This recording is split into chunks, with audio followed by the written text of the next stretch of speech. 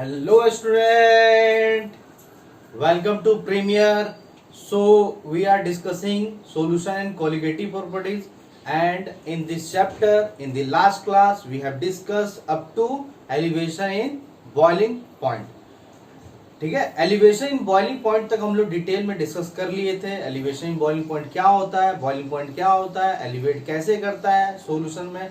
जब हम लोग प्योर सॉल्वेंट में हम लोग नॉन वोलेटाइल सॉल्यूट मिलाते हैं तो बॉइलिंग पॉइंट में एलिवेशन कैसे हो जाता है, क्या रीजन है, ग्राफ से समझाएं आपको, थोड़ा थ्योरेटिकल टाइप से समझाएं आपको, प्रैक्टिकली थोड़ा समझाएं आपको।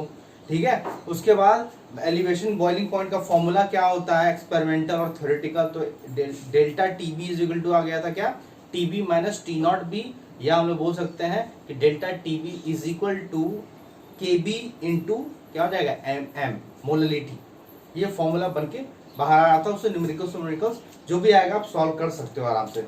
आज का हमारा थर्ड क्वालिटेटिव प्रॉपर्टीज है डिप्रेशन इन फ्रीजिंग पॉइंट। याद रखना कि एलिवेशन बॉइलिंग पॉइंट को आप घर में भी कर सकते हो। कैसे, जैसे कि मान लो कि पानी ले लो, प्योर पानी का बॉइलिंग पॉइंट निकालो, जो कि उनको पता है 100 डिग्री सेल्सियस है। अब क्या करना कि उसमें नमक मिला देना, उस पानी में नमक मिला देना, सोल्यूशन बना देना।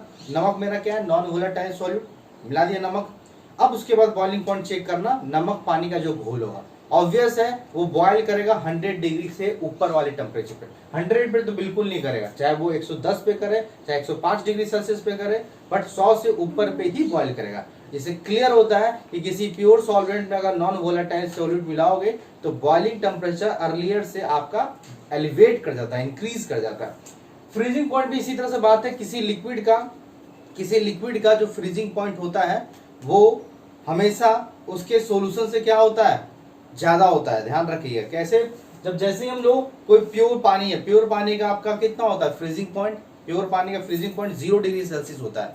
अगर मैंने उसमें नमक डाल दिया, जब नमक डाल दिया तो बन गया सॉल्यूशन, पानी और नमक का सॉल्यूशन बन गया। अब वो फ्रीज जो होगा वो 0 डिग्री सेल्सियस में नहीं होगा, 0 से भी कम में होगा, डिप्रेस कर जाएगा। पहले प्योर पानी 0 डिग्री से पे था, जैसे ही हम लोग नॉन वोलेटाइल सॉल्यूट मिलाया लाइक नमक पानी में, तो पानी और नमक का जो सॉल्यूशन बना उसका जो फ्रीजिंग पॉइंट होगा, फ्रीजिंग टेम्परेचर होगा वो 0 से कम होगा, डिप्रेस हो गया। ठीक है, तो सबसे पहले हम लोग समझेंगे फ्रीजिंग पॉइंट क्या होता है, what do you mean by freezing point. ठीक है, फ्रीजिंग पॉइंट क्या होता है, फ्रीजिंग पॉइंट। तो फ्रीजिंग पॉइंट का डेफिनेशन पहले लिखेंगे, फ्रीजिंग पॉइंट या फ्रीजिंग टेम्परेचर एक ही बात है। ठीक है, एफपी। तो इसको दो तरीके से डिफाइन कर सकते हैं, क्या, जब सॉलिड लिक्विड आपका इक्विलिब्रियम, जब सॉलिड लिक्विड कब किस टेम्परेचर पे आपका कोई लिक्विड आपका फ्रीज करता है, जब ऐसा पॉइंट, ऐसा टेम्परेचर जब आपका लिक्विड और सॉलिड किस फॉर्म में आ जाए, किस फेज में आ जाए, इक्विलिब्रियम फेज में आ जाए। जब पानी और आइस, पानी से जब आइस बनता है तो पानी आइस जब आपका इक्विलिब्रियम फेज में आ जाता है, लिक्विड फेज और सॉलिड फेज जब इक्विलिब्रियम फेज में आ जाता है तो उस पॉइंट पे फ्रीजिंग पॉइंट हमको मिलता है, उस पॉइंट पे आपका फ्रीज होना स्टार्ट हो जाता है। ध्यान रखिएगा। तो यहां पे कैसे लिखेंगे, द पॉइंट एट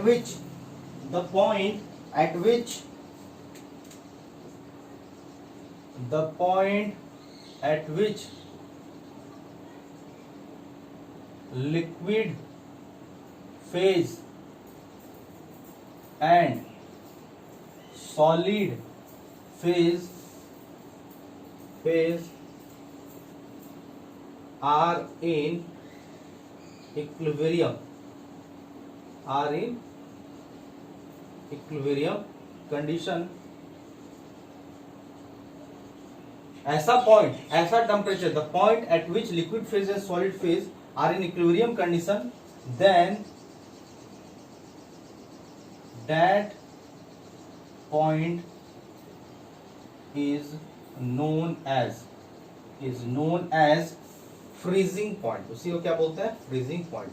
या एक और तरीके से हम लोग डिफाइन कर सकते हैं, और लिख लेना, जब, ध्यान रखना, जब सॉलिड का वेपर प्रेशर और लिक्विड का वेपर प्रेशर इक्वल हो जाए, किसी भी सब्सटेंस का सॉलिड फेज का वेपर प्रेशर और लिक्विड फेज का वेपर प्रेशर दोनों ही इक्विलिब्रियम कंडीशन पे आ जाए, दोनों का ही वेपर प्रेशर इक्वल हो जाए, तो उस कंडीशन पे आपका वो फ्रीज होना स्टार्ट होगा।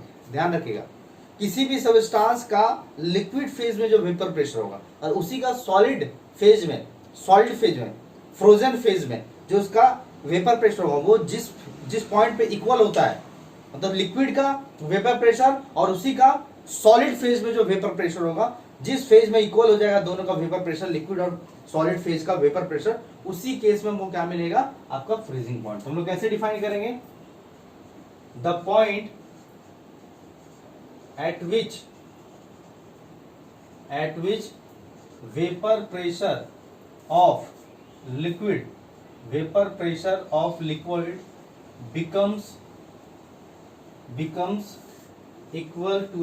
becomes equal to the vapor phase is equal to the vapor pressure of its solid phase। ठीक है, the point at which vapor pressure of liquid becomes equal to vapor pressure of its solid phase of any substance, किसी भी substance का, of any substance is known as freezing point। ध्यान से देख लो, freezing point क्या होता है, the point at which vapor pressure of liquid becomes equal to vapor pressure of its solid phase। Liquid का वेपर प्रेशर उसी के सॉलिड फेज के वेपर प्रेशर के इक्वल हो जाएगा जिस पॉइंट पे, of any substance is known as freezing point. ध्यान रखिएगा, जैसे ग्राफ से आप समझो, आप थोड़ा ग्राफ से समझिए। जैसे ये मेरा क्या है, ये मेरा वेपर प्रेशर है, इधर मेरा क्या है, टेम्परेचर है। आपको इतना तो आइडिया मिल गया कि टेम्परेचर और वेपर प्रेशर जो है वो आपस में क्या है, temperature and vapour pressure is inversely proportional to each other. Vapour pressure is inversely proportional to its temperature, sorry directly proportional to its temperature. बता चुके हैं factors on which vapour pressure depend. जैसे जैसे टेम्परेचर बढ़ाएंगे vapour pressure बढ़ेगा, जैसे जैसे temperature घटाएंगे वेपर प्रेशर घटेगा। और मान लो किसी सबस्टेंस का फ्लोरेजन लाइन होगा, किसी टेम्परेचर का फ्लोरेजन बहुत ही स्टीप होता है, ऐसे करके होता है। ये मेरा क्या है, फ्लोरेजन लाइन है, ये मेरा क्या है, फ्लोरेजन लाइन या सॉलिड लाइन भी बोल सकते हो। ये मेरा फ्लोरेजन लाइन, किसी भी सबस्टेंस का आपका एक फ्लोरेजन लाइन होगा, फ्लोरेजन लाइन वो बहुत ही स्टीप होता है, फ्लोरेजन लाइन। ठीक है, फ्लोरेजन लाइन बोलते हैं या सॉलिड लाइन भी बोल सकते हैं, इसी को हम लोग सॉलिड लाइन भी बोल सकते हैं। ठीक है, ये मेरा फ्लोरेजन लाइन है, ध्यान रखिएगा, लिख देते हैं फ्लोरेजन लाइन। हर एक सबस्टेंस का एक फ्लोरेजन लाइन होगा, ठीक है, जिसपे वो फ्रीज करता है। अब जैसे कि हम बात कर ले, सपोज अब जैसे मान लो कि कोई प्योर लिक्विड है, मान लो कि इस टेम्परेचर पे उसका वेपर प्रेशर इतना है। ठीक है, किसी प्योर लिक्विड का इस टेम्परेचर और वेपर प्रेशर यहाँ पे। हमको क्या करना है, हमको करना है उस लिक्विड का, उस प्योर लिक्विड का वेपर प्रेशर, उसके फ्लोरेजन, उसके सॉलिड लाइन, ये जो है इसको सॉलिड भी बोलते हैं, सॉलिड लाइन भी बोल सकते हैं, सॉलिड लाइन। इसी प्योर लिक्विड का सॉलिड लाइन के वेपर प्रेशर के बराबर करना है। आ रहा है समझ में, ये उसी सबस्टेंस का सॉलिड लाइन है, सॉलिड लाइन का वेपर प्रेशर वर्सेस टेम्परेचर का ग्राफ है। ध्यान रखिएगा, बहुत ही स्टीप होता है, ध्यान रखिएगा। तो प्योर लिक्विड का मान लो इस टेम्परेचर पे वेपर प्रेशर इतना है, हमको इस लिक्विड को क्या करना है, फ्रीज करना है। अब इस लिक्विड को फ्रीज कब होगा, जब ये लिक्विड उसी के सबस्टेंस के वेपर प्रेशर और इस लिक्विड का वेपर प्रेशर दोनों जिस पॉइंट पे इक्वल हो जाएगा, उसी पॉइंट पे वो लिक्विड फ्रीज होना स्टार्ट हो जाएगा। ध्यान रखिए, फ्रीज हो जाएगा। तो अभी इस टेम्परेचर पे यहाँ पे वेपर प्रेशर, हमको इसका वेपर प्रेशर क्या करना है, डाउन करना है। क्या करना है, डाउन करना। फ्रीज करते वक्त क्या ध्यान रखते हैं, टेम्परेचर घटाते हैं या बढ़ाते हैं, इसी को कूल फ्रीज करना है। तो हम लोग क्या करते हैं, उसका टेम्परेचर को हम लोग निकालते हैं, टेम्परेचर को क्या करते हैं, डिक्रीज करते हैं। और टेम्परेचर डिक्रीज करोगे तो क्या होगा, वेपर प्रेशर भी डिक्रीज होगा। तो हम टेम्परेचर घटाते जा रहे हैं इस लिक्विड का, घटाते जा रहे हैं। एक टाइम पे एक टेम्परेचर घटाते जा रहे हैं, वेपर प्रेशर घट रहा है, और एक टाइम पे हमारा इस लिक्विड का, ये मेरा क्या है, प्योर लिक्विड, इस प्योर लिक्विड का जो वेपर प्रेशर है और इसी का सॉलिड लाइन, इसी लिक्विड का जो सॉलिड लाइन का जो वेपर प्रेशर होगा, इस पॉइंट पे क्या हो जा रहा है, इक्वल हो जा रहा है। अगर इक्वल हो जा रहा है तो उसी पॉइंट पे या उसी टेम्परेचर पे जो हमको मिलेगा, जहां पे आपका लिक्विड का वेपर प्रेशर और उसी का सॉलिड लाइन का वेपर प्रेशर इक्वल हो जा रहा है जिस टेम्परेचर पे, उसे हम क्या बोलते हैं, उसे हम लोग बोलते हैं फ्रीजिंग टेम्परेचर, उसको क्या बोलते हैं हम लोग, फ्रीजिंग टेम्परेचर। उसको डिनोट कैसे करेंगे, टी नॉट एफ, ऐसे रिप्रेजेंट करेंगे, टी नॉट एफ। नॉट क्यों लिखे, क्योंकि प्योर लिक्विड है। अब हम क्या करते हैं कि उस प्योर, अभी तो हम लोग क्या किए, प्योर लिक्विड है ये मेरा क्या था, प्योर लिक्विड, प्योर लिक्विड। अब इसमें हम क्या करते हैं, मिला देते हैं, इसमें हम लोग ऐड कर देते हैं, ऐड नॉन वोलाटाइल सॉल्यूट। जैसे ही हम ऐड कर देंगे तो क्या होगा, नॉन वोलाटाइल सॉल्यूट जैसे ही ऐड करेंगे तो आप देख सकते हो, जैसे ही हम ऐड कर दिए सपोज नॉन वोलाटाइल सॉल्यूट, तो यहाँ पे ये क्या बन गया, सोल्यूशन, सोल्यूशन बन गया। तो ये प्योर रहा क्या, अब इम्प्योर हो गया, सोल्यूशन बन गया। अब ये बताओ कि इस टेम्परेचर पे, सेम टेम्परेचर पे प्योर लिक्विड से जो बना है सोल्यूशन, उस सोल्यूशन का सेम टेम्परेचर में वेपर प्रेशर कम होगा या ज्यादा होगा, हमेशा से कम ही होगा। तो मान लो कि यहाँ पे आ रहा है सोल्यूशन का वेपर प्रेशर, हम पहले ही बताया, the vapour pressure of pure liquid is always greater than its solution. मतलब सेम टेम्परेचर पे प्योर लिक्विड का वेपर प्रेशर अपने सोल्यूशन से हमेशा कम होगा। तो इसी टेम्परेचर पे उस सोल्यूशन का, उसी का सोल्यूशन का वेपर प्रेशर तो कम होगा।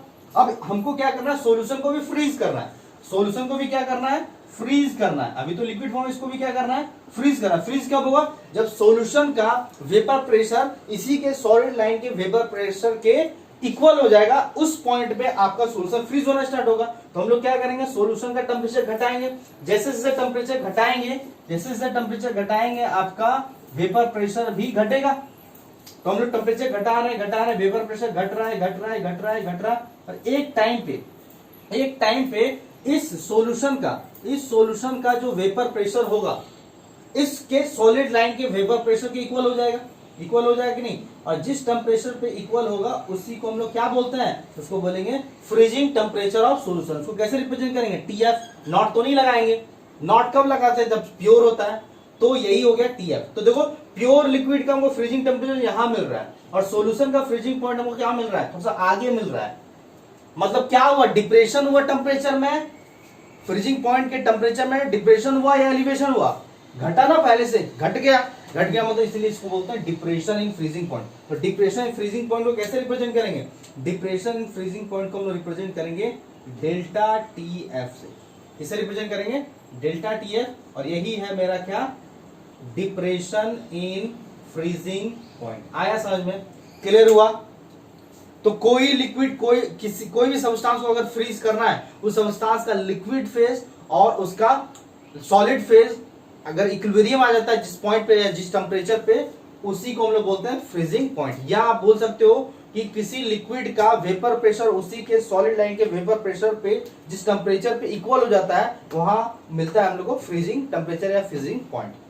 क्लियर हो रहा है यहाँ पे। तो इसको आप घर पे भी कर सकते हो।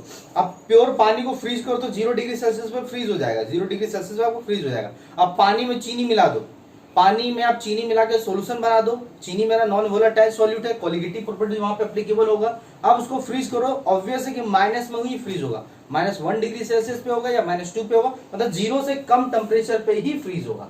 ध्यान रखिएगा, आया समझ में। अब इसमें फॉर्मूला क्या क्या बनेगा, मिटा दें, इसको नोट कर लो, इसको मिटा देते हैं, ये तो बस समझाने के लिए ऐसे ही बता दिए थे, ठीक है। ध्यान रखिएगा कि temperature is directly proportional to vapour pressure होता है।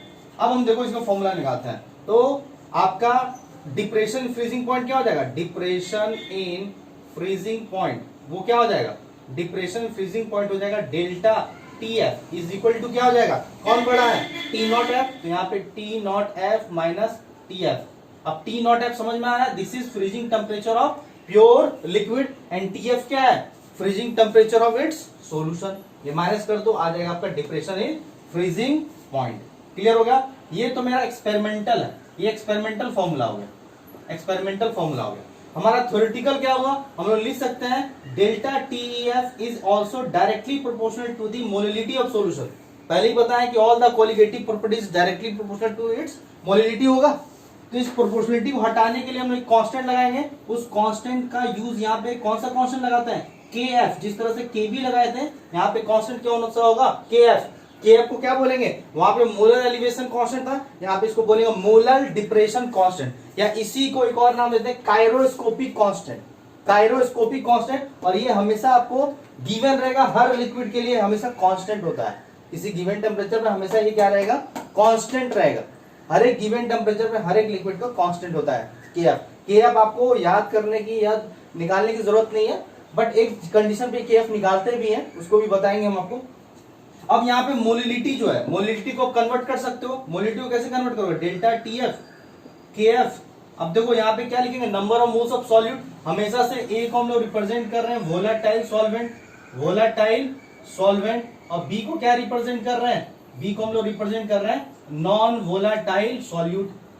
हमेशा से ए बी को रिप्रेजेंट कर रहे हैं। तो क्या एम को लिखे number of moles of solute, तो क्या वेट में लिख दे, वेट में direct weight of non volatile solute upon molar mass, molar mass of non volatile solute into, अब आपका क्या लिखना है, वेट ऑफ क्या रखना है, weight of solvent. Weight of solvent हम लिख लिए WA।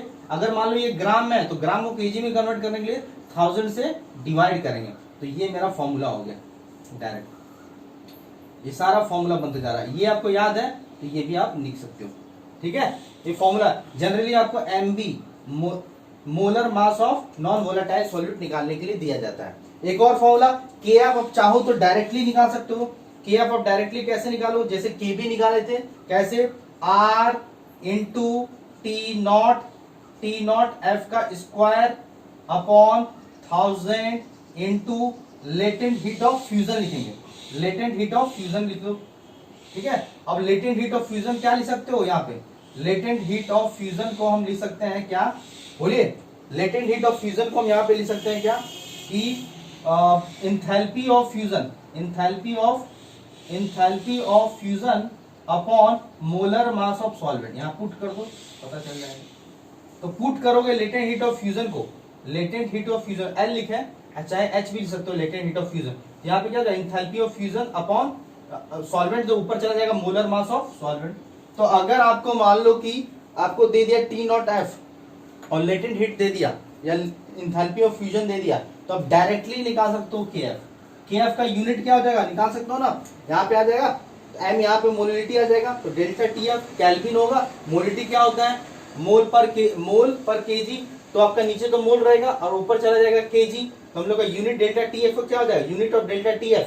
आ रहा है समझ में। लेटेंट हीट ऑफ फ्यूजन वहां पे क्या बताए थे, वहां पे बताया था KB is equal to R naught T naught B square upon 1000 into latent heat of vaporisation. और लेटेंट हीट ऑफ वेपोराइजेशन क्या होगा, enthalpy of vaporisation upon latent heat of vaporisation upon क्या हो जाएगा, बोलो, मोलर मास ऑफ सॉल्वेंट। ये बताया था आपको लास्ट क्लास में, जल्दी से नोट करो, जल्दी से नोट कीजिए।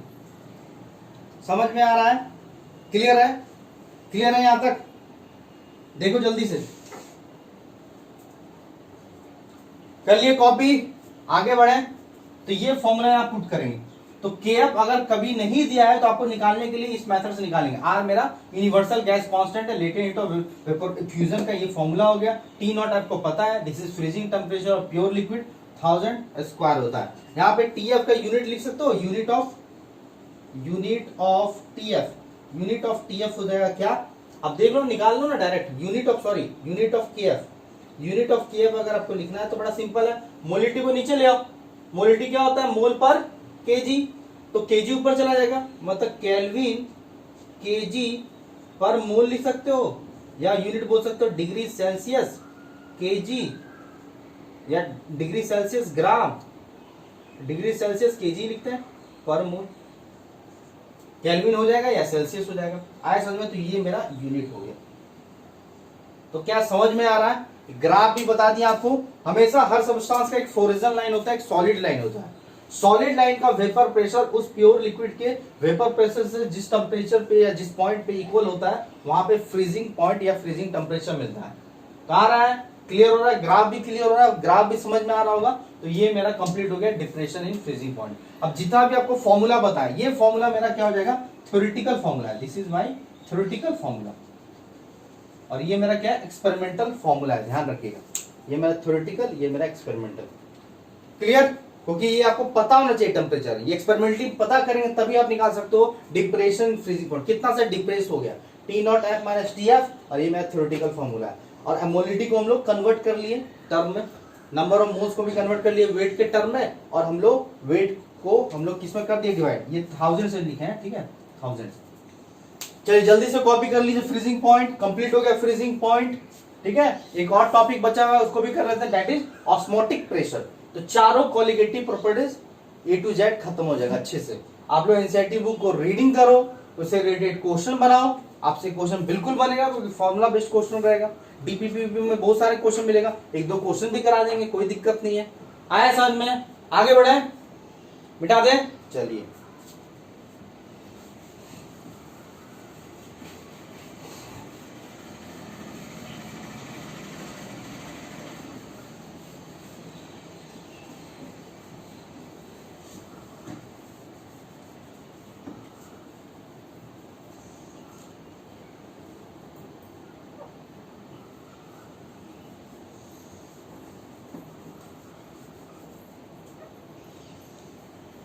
तो नेक्स्ट टॉपिक हम लोग लिखते हैं osmotic pressure. Depression freezing point खत्म हो गया, कल एलिवेशन बॉइलिंग पॉइंट बता दिए, relative lowering of vapour pressure तो पहले ही बता दिए थे, कॉन्सेप्ट ऑफ वेपर प्रेशर में वही चीज है, ठीक है।